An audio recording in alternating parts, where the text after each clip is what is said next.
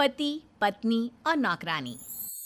शीतल और अभिमन्यु की शादी को 5 साल हो चुके थे, लेकिन अभी तक उनका कोई बच्चा नहीं हुआ था। इसकी वजह से शीतल और अभिमन्यु परेशान रहते थे, लेकिन उन दोनों से ज्यादा परेशान थी शीतल की सास, यानी अभिमन्यु की माँ जानकी देवी। जानकी देवी चाहती थी कि जल्दी से जल्दी उनकी गोद में पोता या पोती आ जाए, और इसीलिए वो अपनी बहू शीतल को लेकर एक दिन हॉस्पिटल पहुंची। डॉक्टर मैडम, जरा ठीक से चेक करके बताइए ना। कई बड़े बड़े डॉक्टर को दिखाया है, लेकिन मेरी बहू माँ ही नहीं बन पाती। मैंने शीतल को बहुत अच्छे से चेकअप किया है। देखिए, बात यह है कि शीतल के अंदर माँ बनने की कैपेसिटी नहीं है। ये आप क्या कह रही हैं डॉक्टर साहब? कोई तो इलाज होगा ना, कोई दवाई दे दीजिए।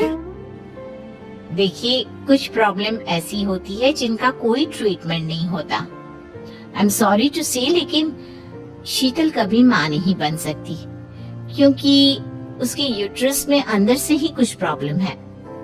घर आने के बाद क्या हुआ माँ? कहाँ लेकर गई थी आप शीतल को? अरे कहाँ लेकर जाती, डॉक्टर मैडम के पास ले गई थी, लेकिन तेरी बीवी तो कभी माँ बन ही नहीं सकती। मम्मी जी, इसमें मेरी क्या गलती? अगर अंदर से कोई प्रॉब्लम है तो उसमें मैं भी कुछ नहीं कर सकती। जानती हूँ, ये बात डॉक्टर के मुंह से सुन चुकी हूँ। अब दोबारा मेरे सामने इस बात का गाना मत गा। अरे माँ, परेशान होने की जरूरत नहीं है, हम सोचते हैं ना कुछ। अरे क्या सोचेगा तू?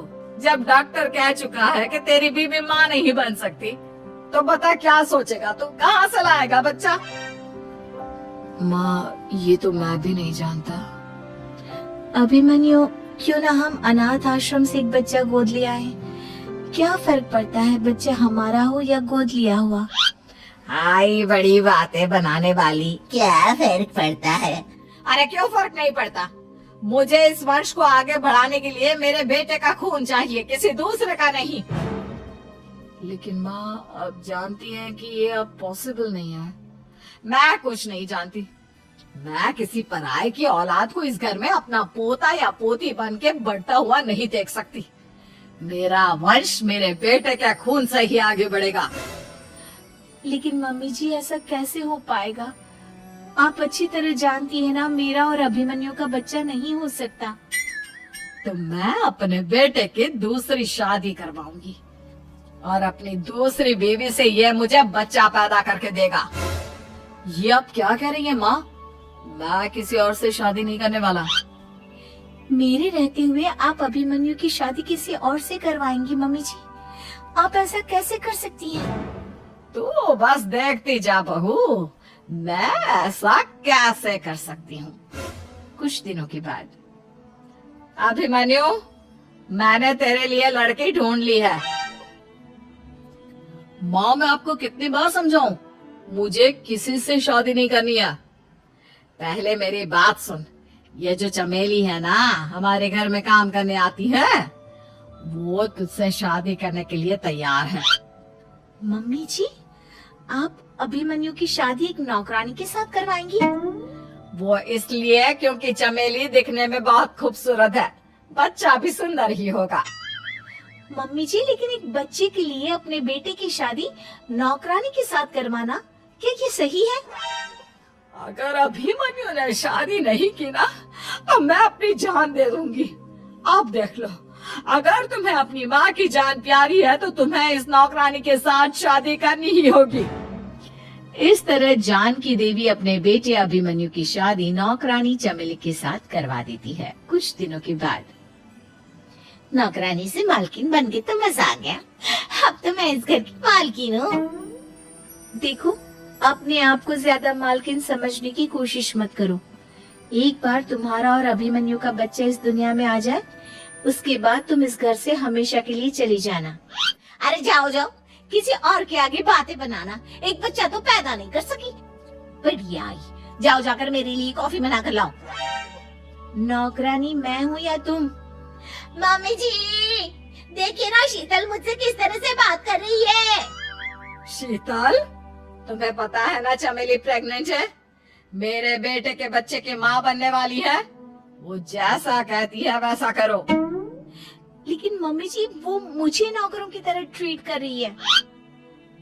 अरे तो करेगी ना, वैसे भी बहू तुम हो किस काम की, एक बच्चा तो पैदा नहीं कर सकती।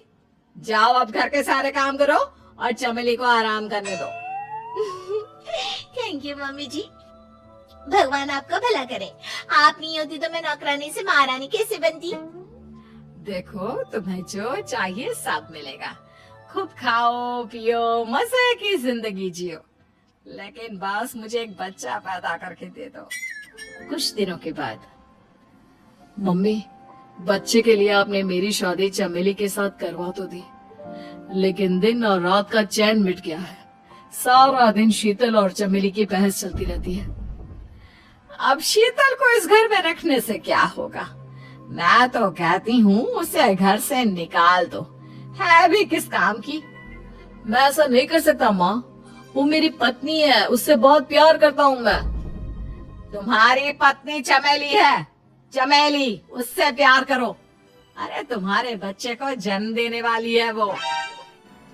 अभिमन्यु मैं खुद ही इस घर से चली जाती हूँ। वैसे भी अपने ही घर में नौकरों की तरह रहकर परेशान हो चुकी हूँ। घर की नौकरानी मेरे ऊपर हुक्म चलाती है, वो तुम्हारी पत्नी बन चुकी है। अब मेरा इस घर में क्या काम।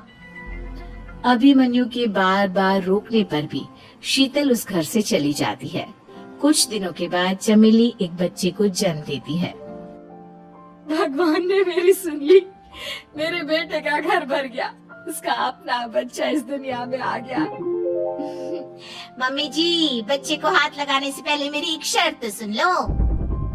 तुम कहना क्या चाहती हो चमेली? आपकी मम्मी को बहुत शौक था ना अपने पोते को खिलाने का। अब देखो इस दुनिया में हर चीज की कोई ना कोई कीमत तो होती है। तुम अपनी आधी प्रॉपर्टी मेरे नाम कर दो, बच्चा तुम्हारे नाम।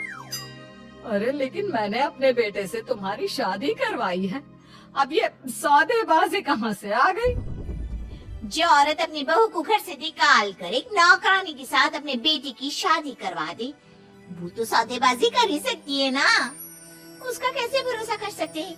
मुझे बस आप लोगों की प्रॉपर्टी चाहिए, उसके बाद ही बच्चे को आप हाथ लगा सकते हैं। मैंने कहा था ना मम्मी, आप गलत कर रही हैं। देखिए उसका नतीजा आपके सामने है। जब शीतल को पता चलता है कि अभिमन्यु और चमेली का बच्चा दुनिया में आ गया है, तो वो अपने घर पहुंचती है। अभिमन्यु कहाँ है आपका बच्चा, क्या मैं उसे देख सकती हूँ? कुछ भी मत पूछो शीतल, माँ की हुई एक गलती हम लोगों पर भारी पड़ रही है। वो नौकरानी अपनी औकात पर आ गई है और अब हमसे अपनी आधी प्रॉपर्टी मांग रही है, वो भी बच्चे के बदले में। एक बात कहूँ अभिमन्यु, आप उससे कुछ भी देने से मना कर दो। अरे कैसी बात कर रही हो, मेरे बेटे की औलाद है उसके पास, ऐसे कैसे मना कर दे? मम्मी जी वो अभिमन्यु का बच्चा नहीं है, वो चमेली और उसके बॉयफ्रेंड का बच्चा है। ये तुम क्या कह रही हो शीतल? ये देखिए वीडियो, चमेली और उसका बॉयफ्रेंड आपस में बातें कर रहे हैं कि उन दोनों ने मिलकर आपको बेवकूफ बनाया है और अब इस बच्चे के बदले आपसे प्रॉपर्टी भी हड़प लेंगे। हे भगवान, ये मुझसे क्या हो गया, ना तो बच्चा मिला और अपने बेटे की नौकरानी के साथ शादी करवा दी सो अलग, अब क्या होगा? मुझे माफ कर दो शीतल, मेरी वजह से तुम्हें बहुत तकलीफ हुई है।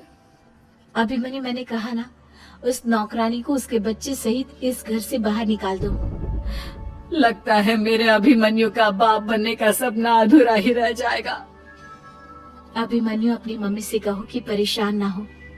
आपको याद है एक बार हम एक IVF सेंटर गए थे, मैंने फिर से वहां जाकर बात की थी और आपको पता है इस बार मैं प्रेग्नेंट हूँ, क्योंकि हमने वहां पर प्रोसीजर करवाया था जिसकी वजह से मैं प्रेग्नेंट हो गई थी और इस बात का पता मुझे बस कुछ महीने पहले ही लगा है। हमारा बच्चा इस दुनिया में आने वाला है अभिमन्यु। मुझे माफ कर दो शीतल बहू, मुझसे बहुत बड़ी गलती हो गई। कोई बात नहीं माँ, लेकिन अब हमें उस धोखेबाज नौकरानी को इस घर से बाहर निकालना है और इस घर की मालकिन को वापस घर लाना है, वो भी अपने बच्चे के साथ।